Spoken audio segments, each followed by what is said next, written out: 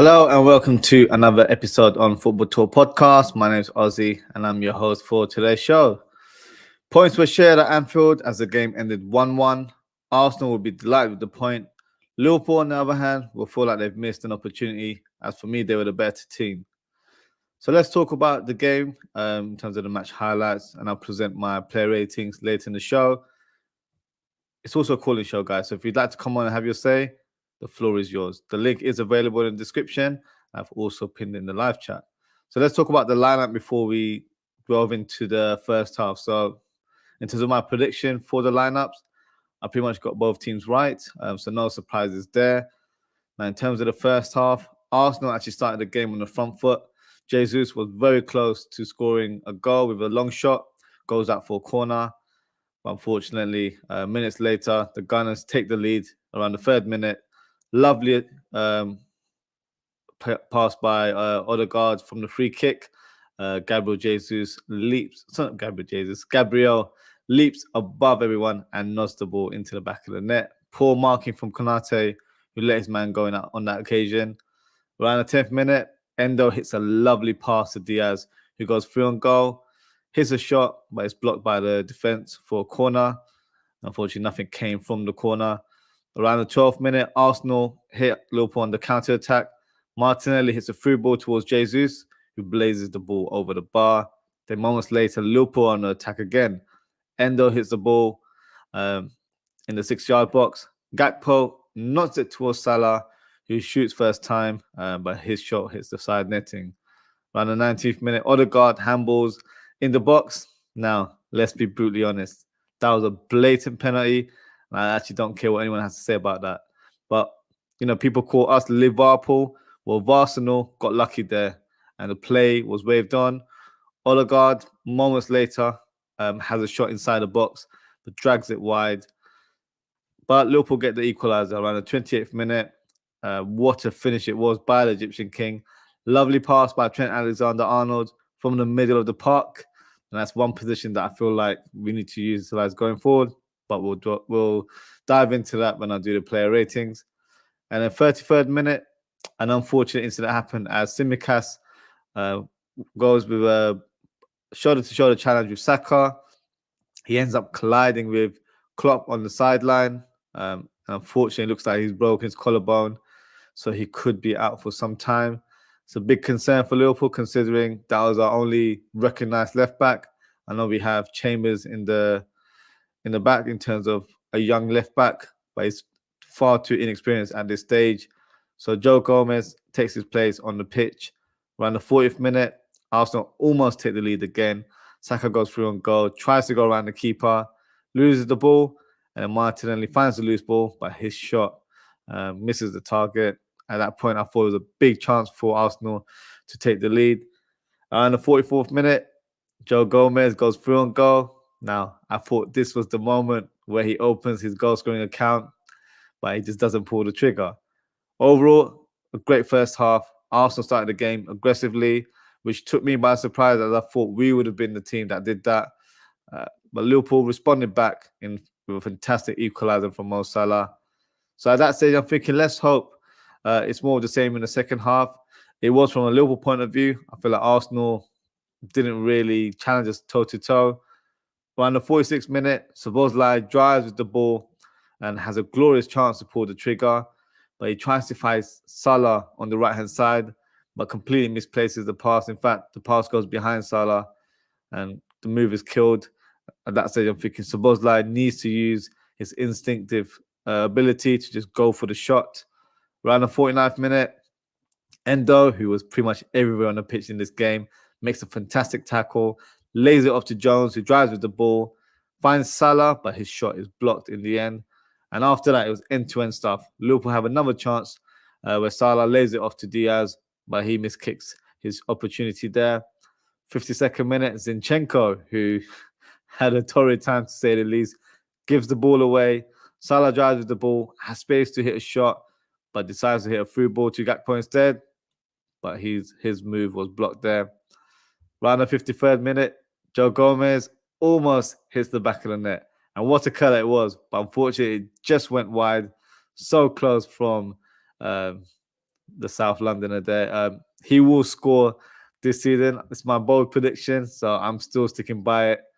Around the hour mark, Zinchenko has a swipe towards goal, hits it over the bar.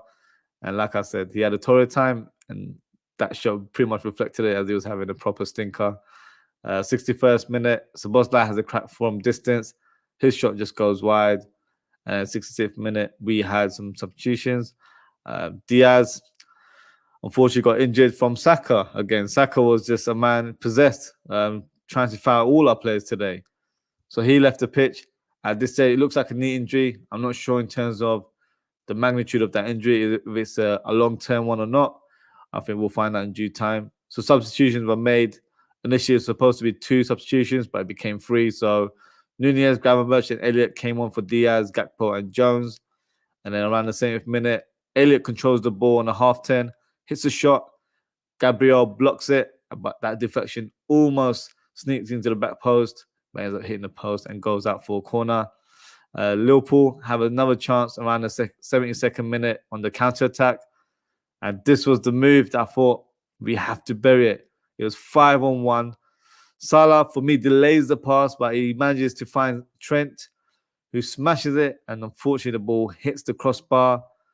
Big opportunity that, for me, ended up being a bit costly.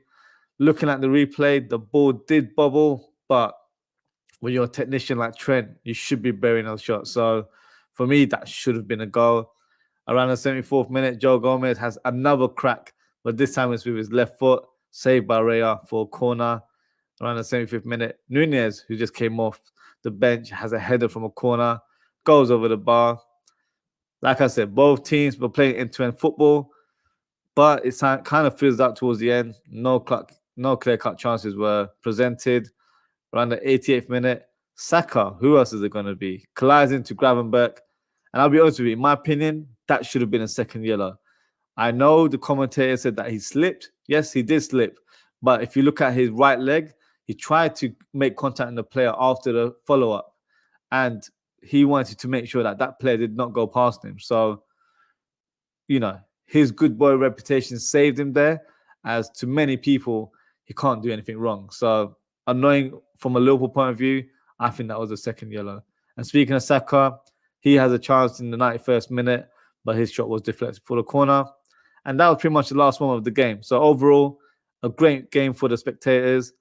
I think Arsenal will be more than delighted with the point, and I think Liverpool were the better team overall. Trent, like I mentioned earlier on, had a glorious chance to seal the winner, and we were also robbed with a penalty. So I'm satisfied with the win. The draw. But I feel like it was a missed opportunity to go for the win and make a big statement in this game. As I feel like people are doubting our credentials as a top team right now. But hey, we move on. We focus on our next game, which is Brighton on Boxing Day. And let's see how that pans out. So what I'll do now is I'll present a graphic and we'll go through the Liverpool team. We'll do the player ratings. And if you're watching live, feel free to get involved. Send your comments in the live chat with your ratings. And let's see how it matches with mine. So let me begin with our graphics here. So here we are. So let's start with Alisson. Alisson had a good game. For me, wasn't involved as much, but whenever he was, I felt like he kept it clean. In terms of his passing, he's always great with his passing, but he was very good being a sweeper keeper, coming in the middle of the park and trying to be the extra man in the defense line. Did really well with his distribution there. In terms of saves, didn't really have to make too many big saves, but in terms of corners and aerial challenges, he dealt with that very well. So I thought it was a solid performance. Wasn't at fault for the goal. It was just one of those ones where I feel like, you got to give credit to the opposition. But in terms of his ranking, I'm going to give him an 8 out of 10. Just got a comment here from Double D who says we were robbed. Yeah, you're spot on, Double D. That penalty, I can't. I don't want to hear any BS about that. If I'm being honest with you, Gary Neville, and I feel like I mention this guy's name every week on my show. Does my head in. Talks absolute nonsense. Whenever it's a Liverpool match, if it's a moment where it's like a 50-50 decision in terms of his mind, in terms of what he's viewing. He'll always side with the other team. His United, his instincts just come on. So what's the point of having a commentator that's pretty much biased towards the team that's playing on the pitch? So for me, he talks a lot of rubbish. Feel like muting the commentary at times. But yes, we were blatantly robbed. There's no way to suggest, oh, he slipped, that's why he got the ball. He slipped, but he still tried to grab the ball with his hand. Like, that's a keeper's kind of block that he did right there. So yeah, I totally agree with you, Double D. I think it was completely robbed. That would have definitely put us in a great position. And obviously, we had that chance to Trent Alexander-Arnold, but that penalty happened beforehand, or that penalty should have happened beforehand. So, as I said, Arsenal got lucky there. Not happy with that incident there whatsoever. But, you know, it's not the first time something's gone against us. We can't dwell on it too much. I guess we just got to move on. But we probably should have taken it in our own hands and scored that opportunity with Trent. But, you know, we move on. It is what it is in regards to the game. But yeah, disappointing nonetheless. So on to, let's go with Tsimikas. Unfortunately, he only played for around 35 minutes. So I can't give him a big score. But I feel like he did decent, to be fair, whenever he played. Very aggressive with the press. So he was definitely trying to close up any space for the Arsenal players, especially on their right-hand side. And I think he did a decent job. Chipped in terms of his attack as well. Tried to help out with his movement and his passing. So I'll give him a decent ranking. I just really hope it's not a long-term injury, but if it's a broken collarbone, it's not going to be a few weeks. I feel like it might be longer, unfortunately. So fingers crossed, you know, it's a short-term injury, but I have doubts in terms of his absence. So what I'll do, I'll give Tsimikas a 7.5 out of 10. In terms of Van Dijk, I thought Van Dijk was solid today. Don't feel like he was overworked in any shape or form. They definitely tried to attack more so on the fullback area rather than inside. So whenever Saka would come in, especially when we had Gomez on the second half at left back, we know Van Dijk would cover him. So they were defending as a unit on that left-hand side, which was good at times. I think him and Konate formed a good partnership today. They weren't really outstretched whatsoever. So another solid performance from our captain. So I'm going to give Van Dijk an 8 out of 10. Another comment here from Double D says, Klopp said he'll be out for a while. Yeah, if it's a broken collarbone, I think he's out for at least 3 months. That's just my guess there, which is such a shame. He was picking up form. He's actually doing a decent job. No left backs right now. Robertson does return in January, but from what I gathered, I feel like he'll be towards the end of January. So fans will be asking, do we invest in another player in the window? I don't think that will happen. We're not going to just sign someone on a sort of emergency basis. We've got Joe Gomez who could occupy that role for the coming weeks. And then once Robertson's back, then he's back in the team. We've got Luke Chambers as well, untested, but still a player that can do a decent job. But I feel like Joe Gomez will be playing that role in the next coming games until we find out the length of Tsimikas' injury. But unfortunately, I feel like he's out for a while, which is a very big shame for the player and for the team as well. On to the next player, we'll go for Konate. Konate, I'll be honest, I thought he was at fault for the goal. You could see in the replay that he originally had Gabriel, but Gabriel kind of just moved him, did a little swift movement, lost his man, and you can see Konate trying to track back and get him, putting his hand up, thinking it's going to be offside, you know, just obliviously doing it because there was no offside at that stage. And then Gakpo, who was marking another player, tried to cover him, but it was too little too late. So a shame in terms of that incident. But after that, I thought he bounced back. I thought he was phenomenal, especially in the second half. He made a lot of crucial blocks, pretty much manhandled Martinelli on that left-hand side that allowed Trent to play more infield and have more of an input going forward. So I thought he was very, very good today, despite that mistake. So I'm going to give him an 8.5 out of 10. And then Trent for me had a good game as well. One thing about Trent, I mentioned this in my match preview. Shout out to Tariq who came on the show as well. I wanted to see Trent playing as a number 6 in this game. I feel like he would be more influential from that role, and we could play Joe Gomez on the right-hand side. I feel like that's something we got to look into more. However, Endo stepped up today, and I'll speak about Endo in more detail. So in that regards, maybe it wasn't needed to have that sort of strategy. But I feel like Trent had some good moments. His passing, especially in the first half, was just phenomenal. His touches as well were just out of this world. He's head and shoulders above any right back in world football. I'm not being biased. Tell me anyone that matches him in terms of his technique and ability on the ball, because there probably aren't many midfielders that can match him for that as well. So no, so for me, Trent had a very, very good game. Just unlucky with that finish on that counter attack. If that had gone in, I probably would have given him a 10 out of 10 ranking. But for today, I'm going to give him a score of 8.5 as well.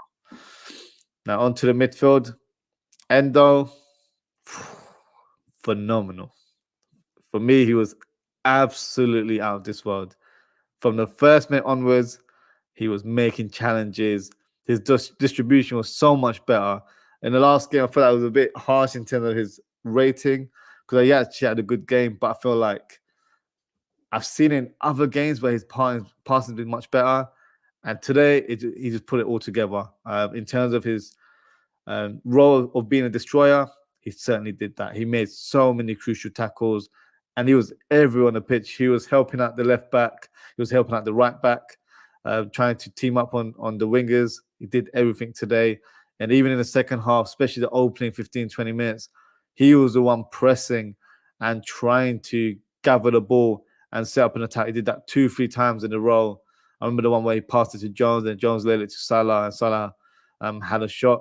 So these were places where you're probably not expecting Endo to be so far up top, but he did his best to try and make an impact on the team. And I just feel like he had a fantastic game.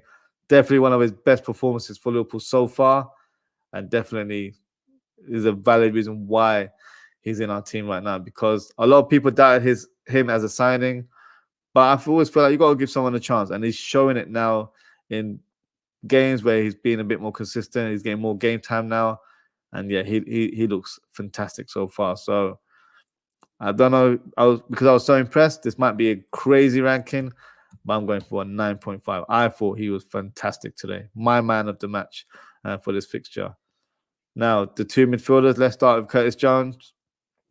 He had a decent performance, not quite as eventful as the game against West Ham. However, I still feel like he showed moments where he was doing really well, driving with the ball, trying to make things happen. I actually thought he got taken off a bit early. I would have kept him on a bit longer, and I feel like he was definitely finding his rhythm. He does have that burst of speed, which he's been showing recently. So I feel like he would have added another attacking threat from the midfield. Was playing the right passes defensively as well. Did his job as well when making short passes or covering ground and making sure he didn't lose possession. So he did all of that. So I think he had a good performance. Just not as great as what we saw the other day, minus the goals. I'm not even just speaking because he didn't score any goals. I don't feel like he had a good game. He did have a good game, but I just don't feel like he was as influential as he was the other day. So I'm going to give him a 7.5 out of 10. So Bosley as well had a decent game, but I find him a little bit frustrating today. And he's my guy. So if I'm saying it with the utmost truth. There were a lot of occasions, especially in the second half, where he would be dribbling the ball or someone passes to him. And when you're someone that has long shot ability, you've got to perfect that technique where you take a touch and shoot. That's something you're taught when you're a youngster. That's the first technique you should be learning when you're taking long shots. And today, his first touch, his half-a-yard touch to lay it off and take that shot was just not there today at all. There was at least a good 3-4 times he did that in the second half. And then the Arsenal player was just make sure he grabs the ball from him. And it wasn't even like the pressing was great from the Arsenal player. It was just because the touch was so overplayed that the Arsenal player was able to retrieve it with ease. So that was frustrating on that part.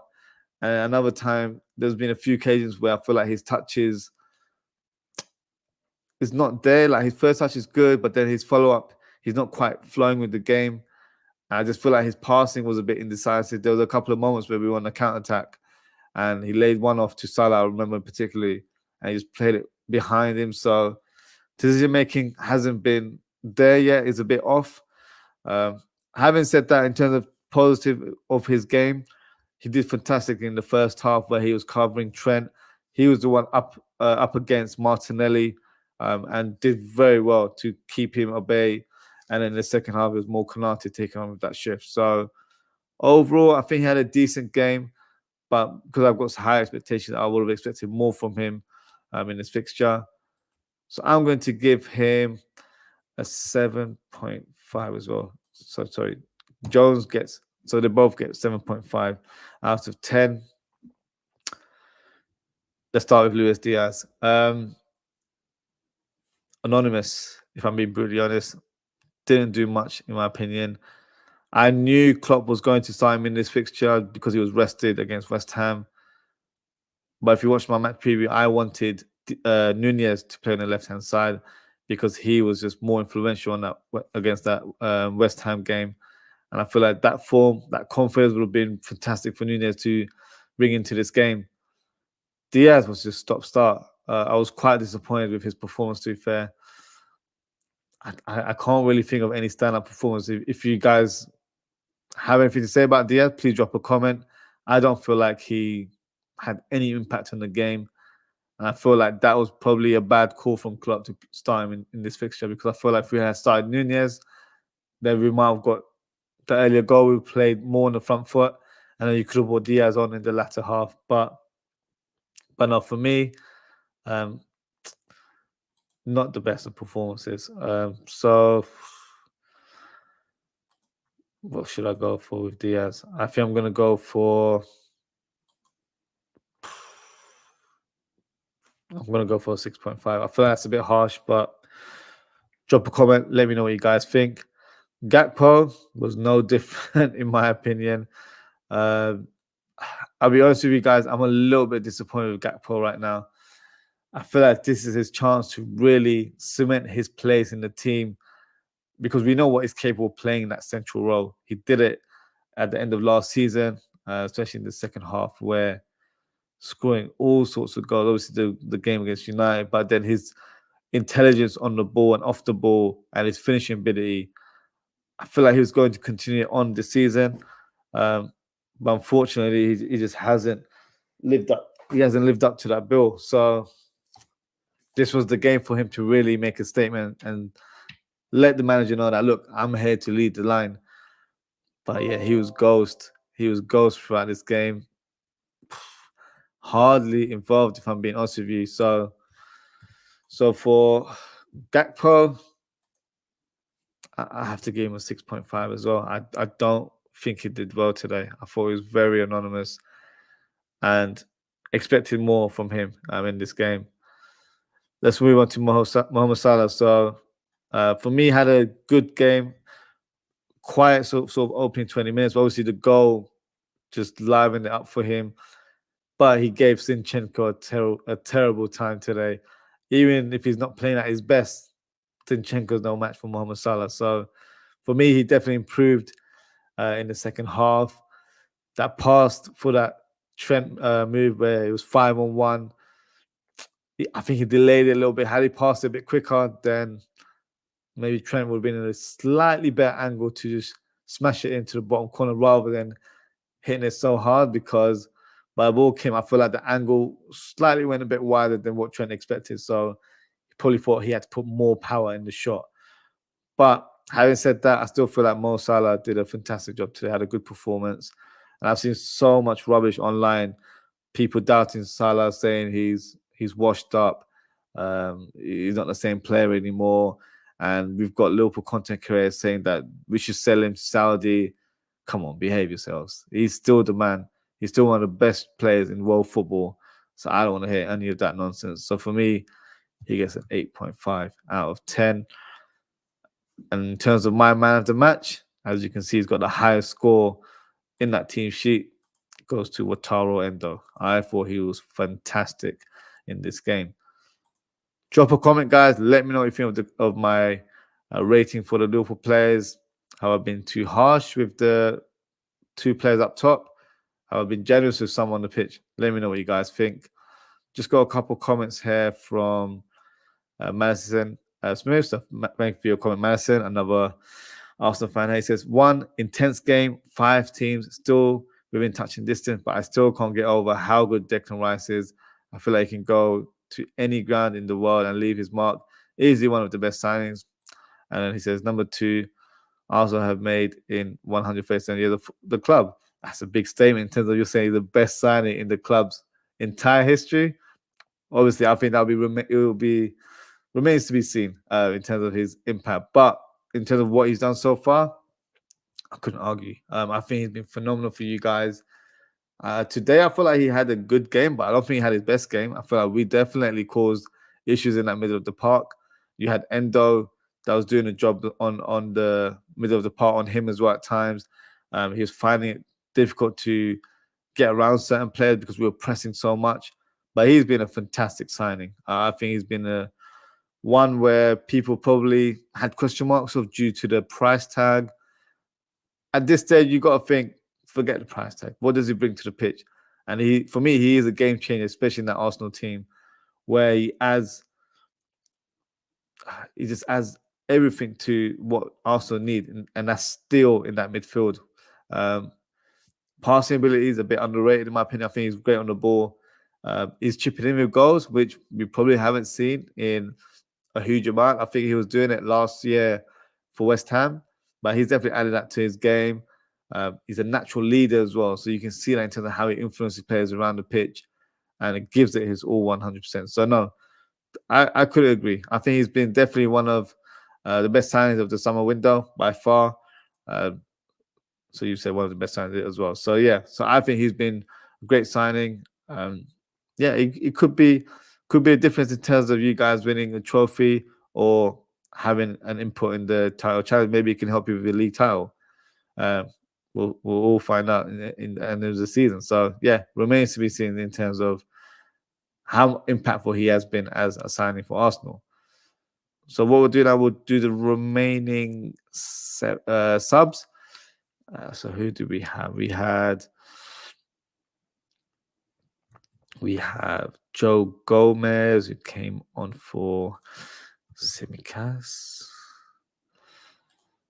And then we had Nunes come on for Diaz. Nunes for Diaz. And we had Gravenberg on for Jones.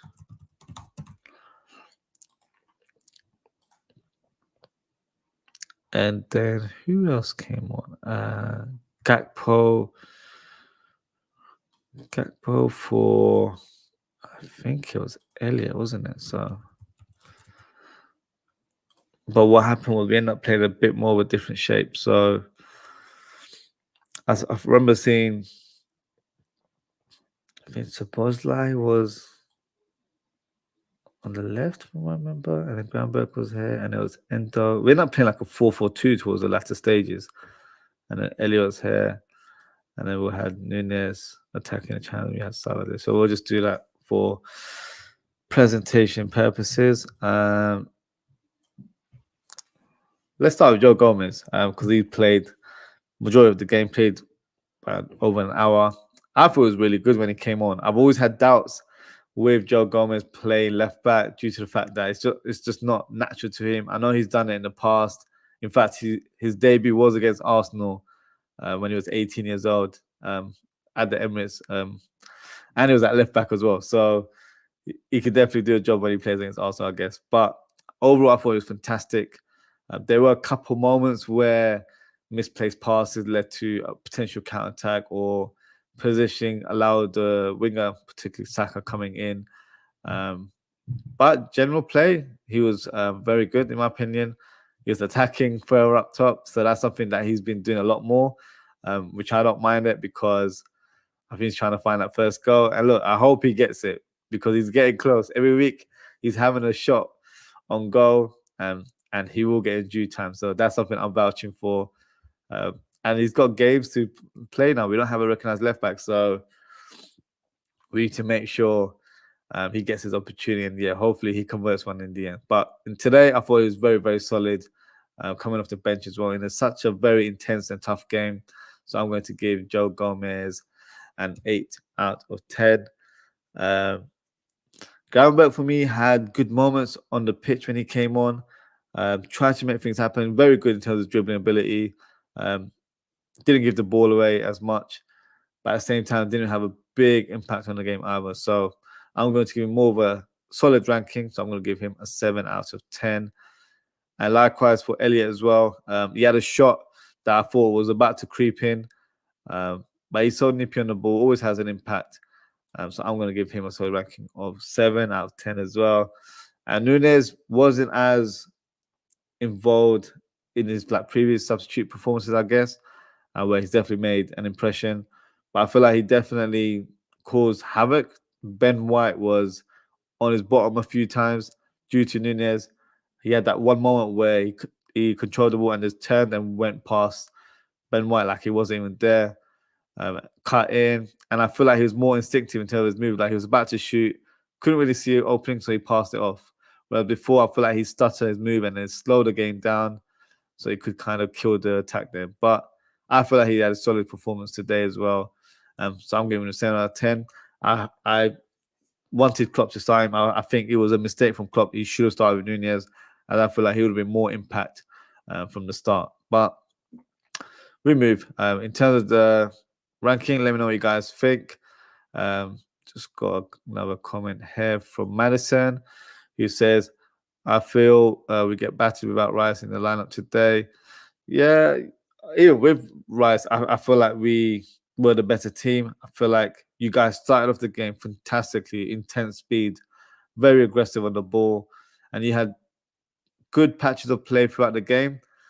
But I feel like once we got that equalizer, the crowd was behind us as well, changed the atmosphere altogether. Second half, I feel like Arsenal were playing more of a steady game, more of a counter game. And I feel like Liverpool created chances, but just couldn't convert. We had that one big chance, but it didn't go in. So it wasn't to be, I guess. But I guess for the neutrals, it was a fantastic game to watch. Liverpool and Arsenal games are always good games, full of goals, one of the highest scoring fixtures in Premier League history. So goes without saying, it was always going to be a good game. And I'm glad it lived up to it, to be fair. And that's my ranking for today. I can't see any callers in the backstage area. So that's a wrap for today's guys. So thank you so much for tuning in. If you haven't already, please don't forget to like, comment, share, and subscribe to the channel. In terms of upcoming content, the games are piling up right now. So we play Burnley on Boxing Day, which is 3 days away.